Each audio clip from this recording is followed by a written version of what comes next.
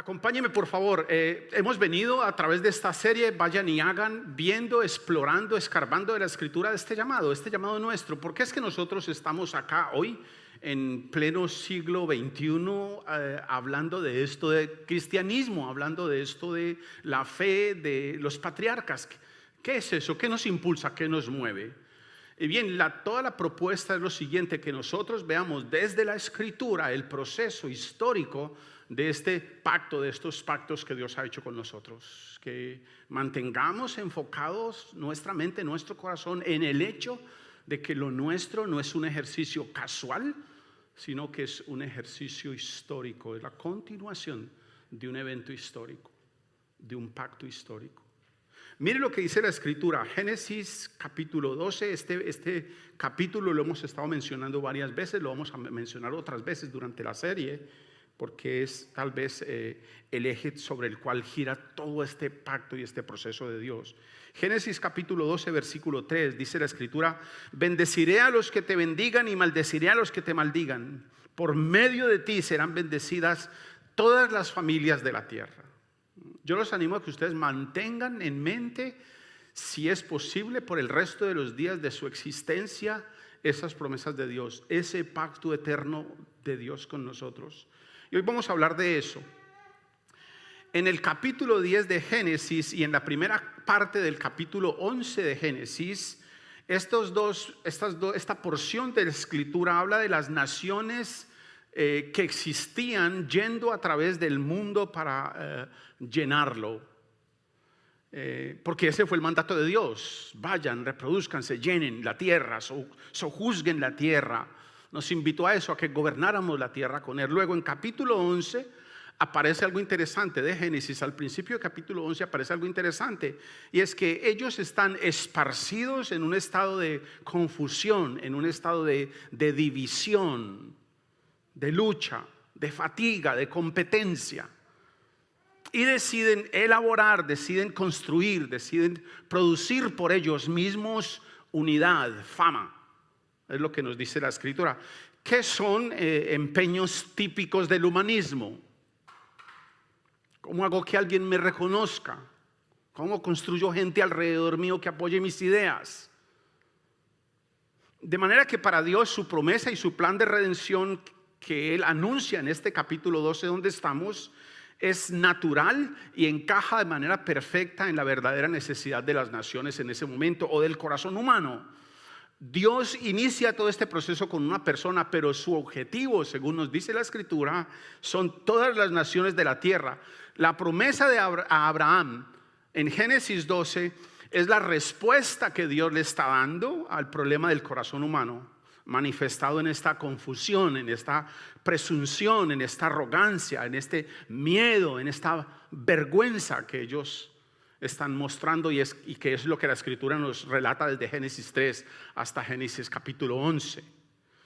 La verdad literal del pacto de Dios con Abraham, que en él serían bendecidas todas las familias de la tierra, es que partiendo de una sola persona, de un solo individuo, todas las demás naciones, los reinos, las tribus, las familias recibirían bendición. El plan, la promesa, el propósito de Dios es específico, es claro, es intencional. Tanto que solo en el libro de Génesis esta misma promesa se repite 5 veces. Acompáñeme, acabamos de leer, pero mire, acompáñeme lo que dice, por favor, Génesis capítulo 18, versículo 18. Mire lo que dice la escritura. Dice: es un hecho que Abraham se convertiría en una nación grande y poderosa, y en él serán bendecidas todas las naciones de la tierra. Mire lo que dice en Génesis 26, 4. Acompáñenme por favor. Génesis 22, 18. Dice así: puesto que me has obedecido, todas las naciones del mundo serán bendecidas por medio de tu descendencia. Mire lo que dice Génesis 26, 4. Acompáñeme por favor, si lo encuentro. Sí, por aquí está.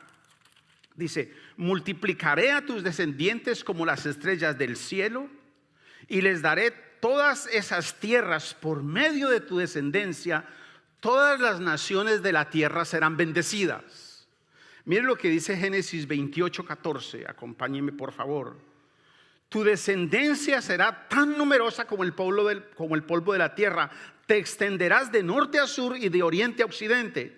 ¿Cómo es? De norte a sur y de oriente a occidente. Algo así. Y todas las familias de la tierra serán bendecidas por medio de ti y de tu descendencia. Y luego a través de la escritura usted va a encontrar esta misma promesa, este pacto eterno como cantábamos esta mañana, a este Dios de pactos, repitiendo vez tras vez, tras vez, tras vez la misma promesa. Si la humanidad en su totalidad recibió la maldición de Dios a causa del pecado de Adán, entonces por la gracia y por la misericordia de Dios, la humanidad en su totalidad va a ser alcanzada por la bendición de Dios. La misión de Dios tiene una ruta precisa, una ruta concisa, específica, y la misión de la gente de Dios ha de tener esa misma especificidad, esa misma consistencia. El plan de Dios es universal. Jesús dice: cualquiera que me oye estas palabras y las hace, cualquiera, no importa quién usted sea.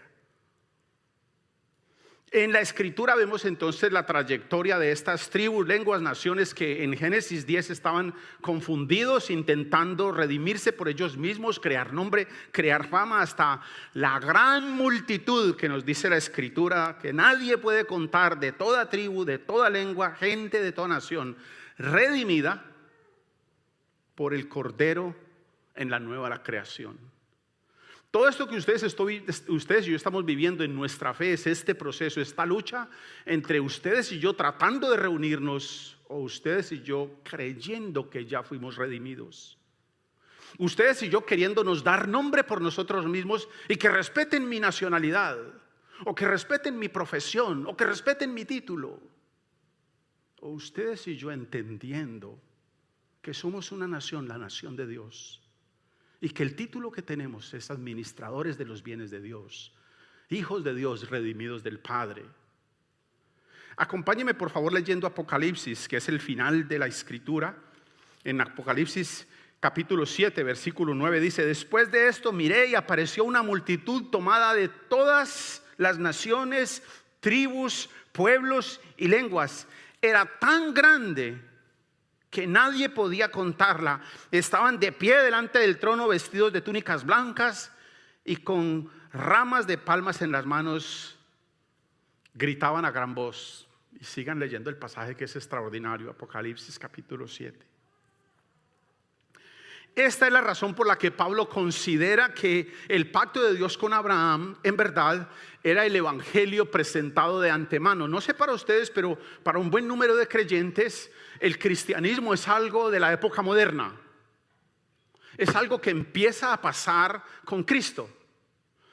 Pero para aquellos que eran del pueblo de Dios y entendían la escritura correctamente, el cristianismo, el evangelio, empezó allá. Acompáñeme por favor leyendo lo que dice Gálatas capítulo 3:8, es esta declaración. A propósito, el libro de Gálatas es uno de los libros quizá más interesantes para que ustedes y yo desarmemos nuestros corazones de estas pretensiones naturales y propias de redención. Miren lo que dice Gálatas capítulo 3, versículo 8. En efecto, la escritura, habiendo previsto que Dios justificaría por la fe a las naciones, anunció de antemano el evangelio a Abraham: por medio de ti serán bendecidas todas las naciones. La escritura no se cansa, no omite ningún momento la oportunidad para repetirnos que ustedes y yo íbamos a ser bendecidos por causa de este a quien Dios había escogido y su descendencia. ¿Qué otra mejor noticia podría haber después del desastre que uno lee de Génesis 3 a Génesis 11? ¿Qué otra noticia mejor podía haber que Dios, por su misericordia, por su compasión, decida de Él mismo No por nada que las naciones hayamos hecho, las personas hayamos hecho, decida bendecir a todas las naciones de la tierra. ¿Qué otra noticia mejor podríamos encontrar?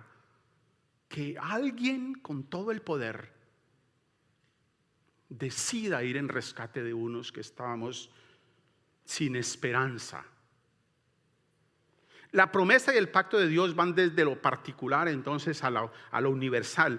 Y esto nos ayuda a comprender la razón por la que Dios escoge a Israel como parte de esta promesa, como su nación. Por su relación con Dios, los israelitas, los judíos, entendían, demostraban y creían que ellos eran un pueblo escogido, un pueblo particularmente escogido por Dios. Dios después consolida su pacto en el monte Sinaí. Una persona es escogida, esa persona creyó. Las demás personas que creyeran recibirían la misma bendición. Entonces Dios estableció una nación y esta nación, algunos de esa nación creyeron, y porque algunos de esa nación creyeron, muchos otros creyeron también, y las demás naciones, dice la Escritura, serían bendecidas. Todas las naciones que llegaran a recibir esta bendición, estos beneficios, estaban conectadas con esta primera promesa. Dice uno de los escritores del Nuevo Testamento, para que todos los que en él crean no se pierdan, para que todos los que en él crean. Y me gustan esas expresiones, ese todos. A veces nosotros pensamos que es que todos tienen que estar incluidos, pero después la Escritura nos va empezando a revelar que ese todos se refiere a aquel todos que Dios va abriendo el corazón. Según la Escritura, al final de la historia, la nación de Dios va a ser representada no en Abraham, pero en Cristo Jesús. Al final, Cristo Jesús, el Mesías del Padre, el Cordero de Dios, por quien la redención de Dios es accesible para todas las naciones del mundo, será quien representa su pueblo. Él mismo lo dice: yo soy el camino, yo soy la verdad, yo soy la vida. Nadie viene al Padre sino por mí. Mire cómo lo pone el apóstol Pablo. Acompáñeme por favor a leer en Efesios capítulo 3, versículos 14 hasta el 21. Efesios capítulo 3 dice: por esta razón me arrodillo delante del Padre. Y mire lo que dice el versículo 15: de quien recibe nombre toda familia en el cielo y en la tierra.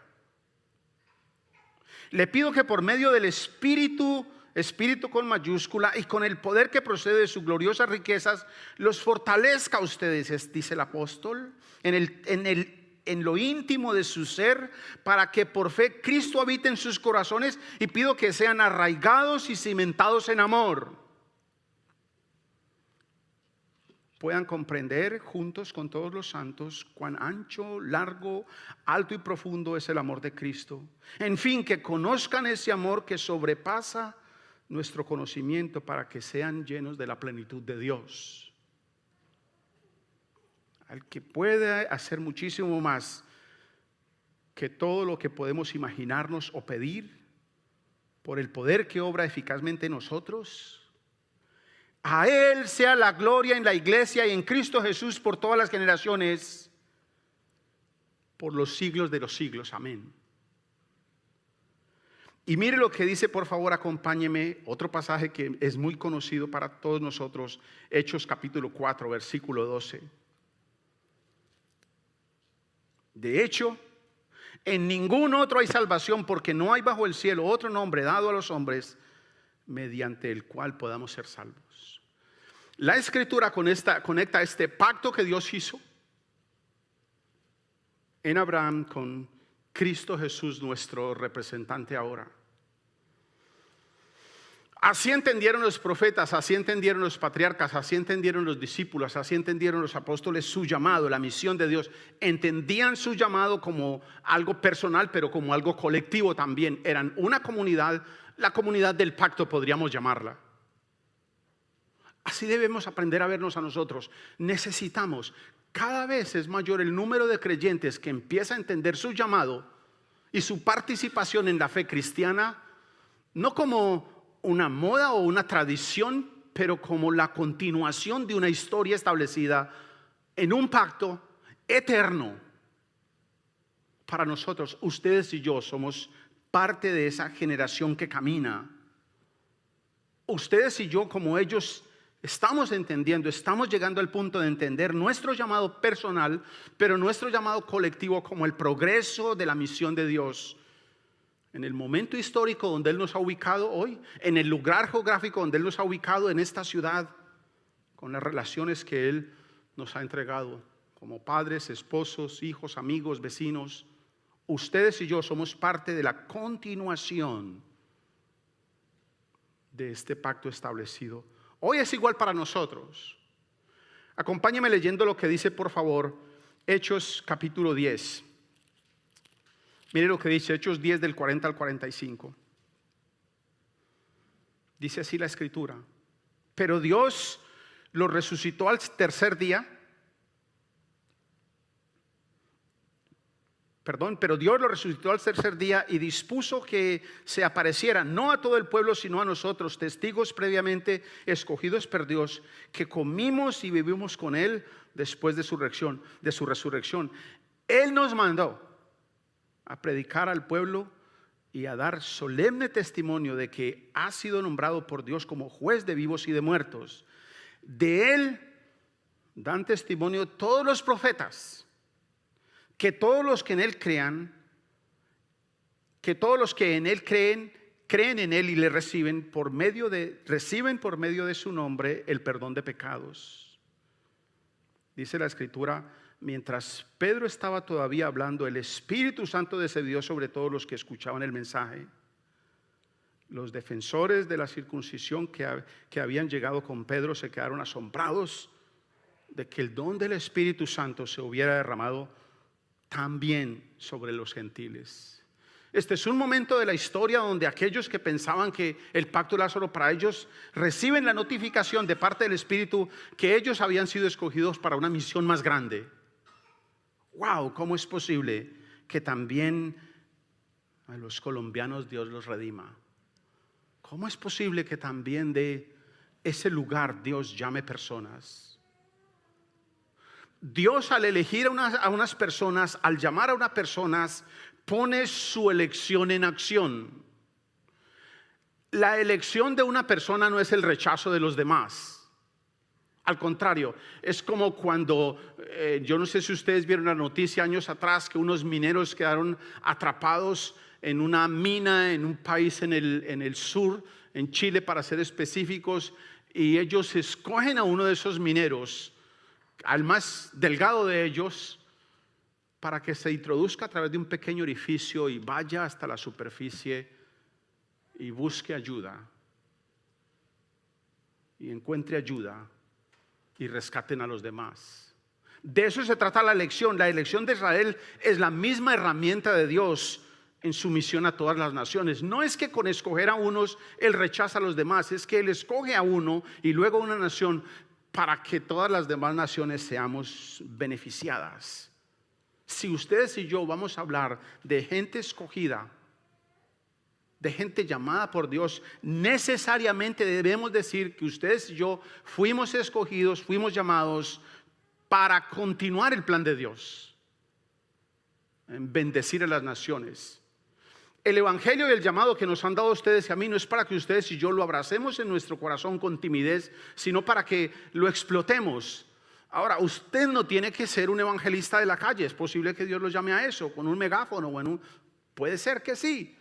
Puede ser que toda su expresión del evangelio se traduzca en su disposición a ayudar a un vecino, en su deseo de continuar los principios de Dios establecidos para el matrimonio y mantenerse así, en abrazar los principios de fe y de la escritura para criar a sus hijos. No necesariamente usted tiene que ser un predicador o un experto en teología para expresar el plan de Dios para su vida. Pero lo que sí es claro es que usted ha sido llamado por Dios para avanzar su plan en el lugar donde usted ha sido puesto, en las relaciones que Dios le ha entregado. Acompáñeme leyendo Gálatas capítulo 3, versículo 14. Mire lo que dice la Escritura, por favor. Dice, así sucedió para que por medio de Cristo Jesús la bendición prometida a Abraham llegara a las naciones y para que por la fe recibieran el Espíritu según la promesa.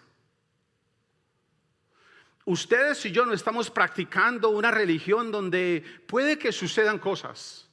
Ustedes y yo hemos sido invitados a ser parte de un pacto que Dios, el que nunca falla, el que no se desanima, el que no nos deja en el camino, hizo con nosotros. El pacto de Dios con nosotros no depende de cuán fieles usted y yo seamos a Dios, depende de cuán fiel es Él a nosotros. Dice la Escritura que si ustedes y yo no somos fieles, Él es fiel. Él persevera en su intención de acercarnos a eso.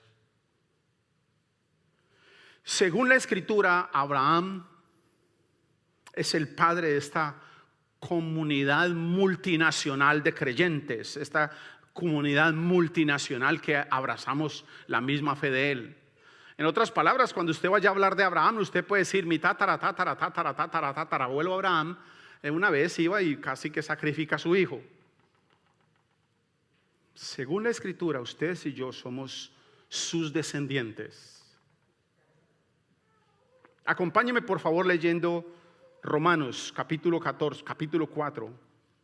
Así era como lo veían los antecesores, las otras personas anteriores a nosotros que entendieron este mismo pacto y esta misma relación con Dios. No se trata de una organización religiosa, no se trata de bautistas o presbiterianos, se trata de un pueblo a través de la historia redimido por el Cordero, a quien Dios abre su corazón y le da el Espíritu Santo para que podamos caminar en la dirección que Él nos propone en cada asunto de nuestra vida. Romanos capítulo 4, versículo 16 al 17 dice: por eso la promesa viene por fe, a fin de que por la gracia, quede garantizada para toda la descendencia de Abraham. Esta promesa no es solo para los que son de la ley, sino para los que son también de la fe de Abraham, quien es el Padre que tenemos en común.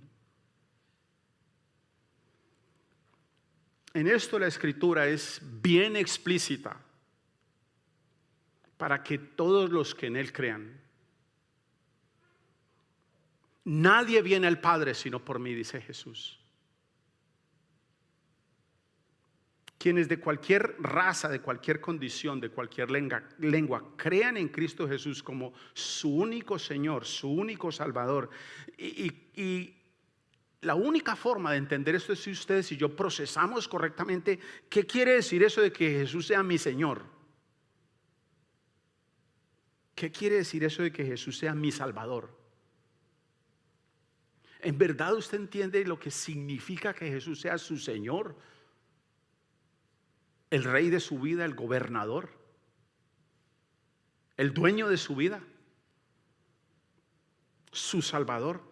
Cualquier persona que crea esto, que entienda esto, están siendo, van a ser incluidos en la descendencia de Abraham, y según la Escritura son herederos de las promesas que Dios ofreció a Abraham y que promete cumplir y cumplió en y a través de Cristo Jesús.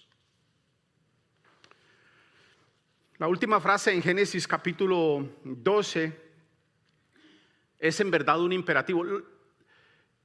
La bendición de Dios para Abraham es en verdad un imperativo. Si ustedes y yo queremos leer esas frases correctamente, lo que dice Dios a Abraham, tendríamos que leerlo de la siguiente manera: vayan, sean de bendición, todas las naciones serán bendecidas a través de ustedes.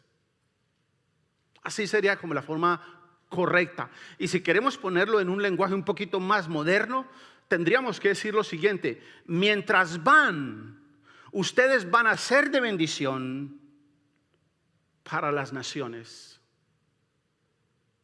Es la continuación de un proceso histórico que ustedes y yo ahora estamos transmitiendo a nuestras nuevas generaciones. Eso que ustedes escuchamos esta mañana y yo de Lucía, no vayan a pensar que era hambre. No, Lucía está trabajando en su corazón esta lucha. Y bendito sea Dios que estamos exponiendo a nuestros niños a esto. Necesitamos que estas nuevas generaciones vean con la misma visión y las mismas lentes que estos hombres y mujeres vieron esto de la fe en Dios. No es un evento dominical, es nuestro estilo de vida, es lo que nos identifica, es lo que usted y yo somos. Esto es muy similar al llamado a lo que ustedes y yo conocemos como la Gran Comisión. De hecho, esta historia del llamado es el fundamento, es lo que sostiene, es lo que nos impulsa a nosotros en nuestra misión personal y nuestra misión universal. ¿Recuerdan esto de la Gran Comisión en Mateo? Algunos de ustedes deben sabérselo de memoria. Pero si no se lo saben, no hay problema, porque está escrito. Jesús se acercó entonces a ellos y les dijo: se me ha dado toda autoridad en el cielo y en la tierra, por tanto, mientras van, dice allí, vayan, hagan discípulos a todas las naciones, bautizándolos en el nombre del Padre y del Hijo y del Espíritu Santo, enseñándoles a obedecer todo lo que les he mandado a ustedes.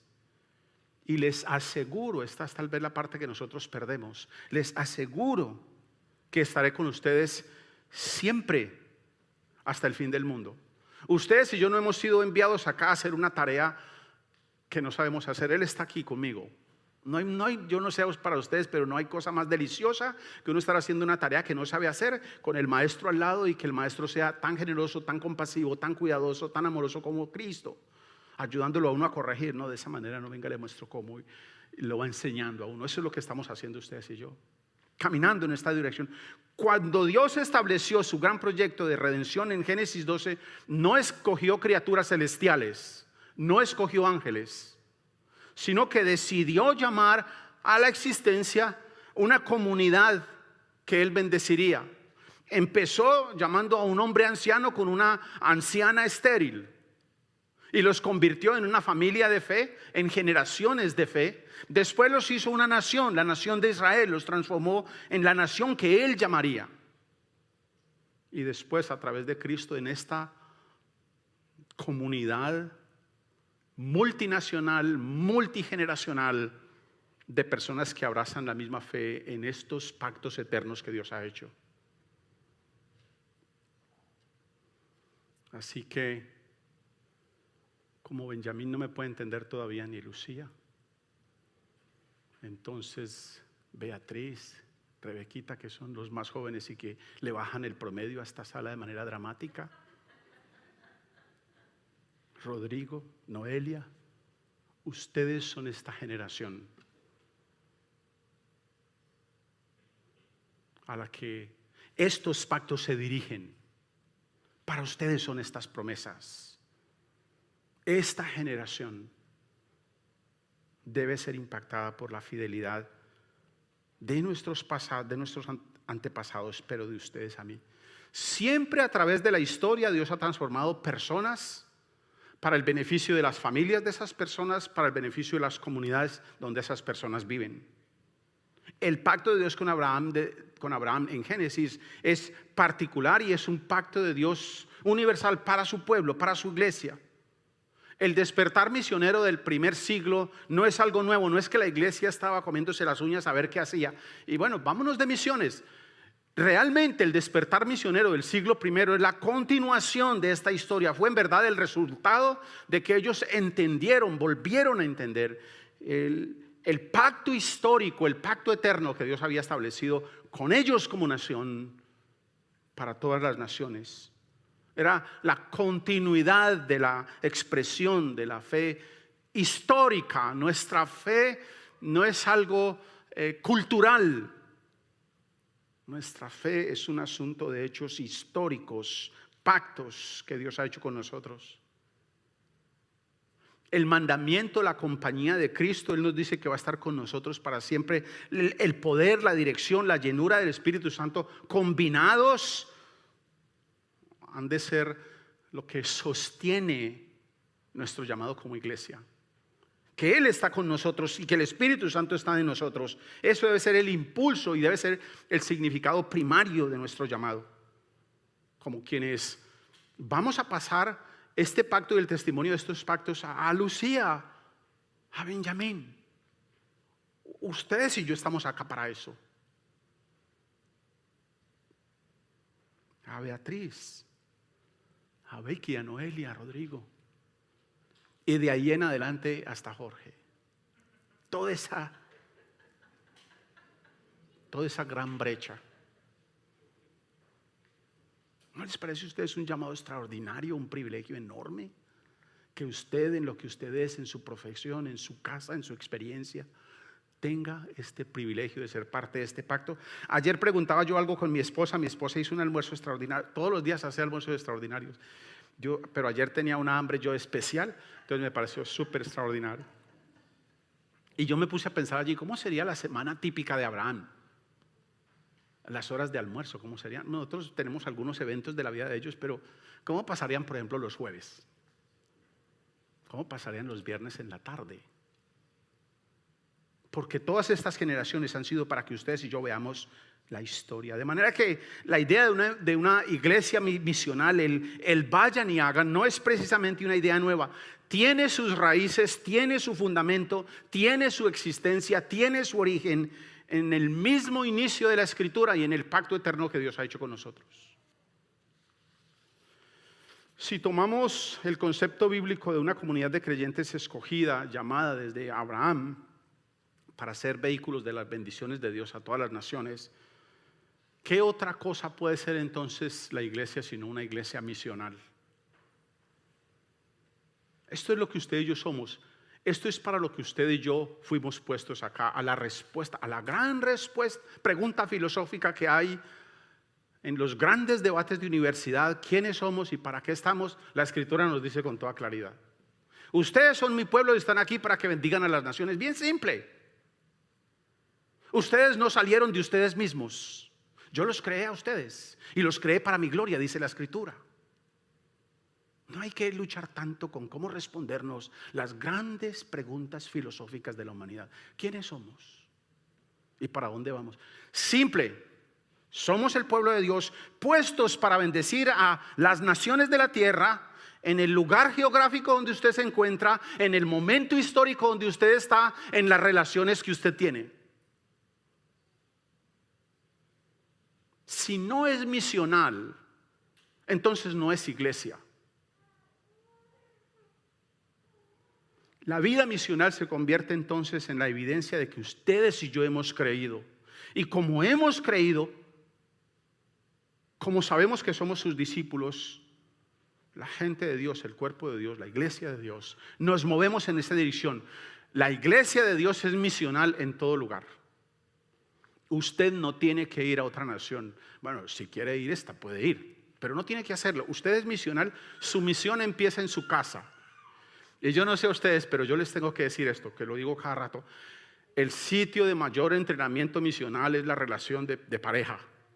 Ahí es donde usted se da cuenta si usted en verdad es misional o no. No trate de irse muy lejos a hacer misión. Haga misión en su casa, con sus hijos, con sus padres, con sus amigos. Y después vaya extendiendo eso.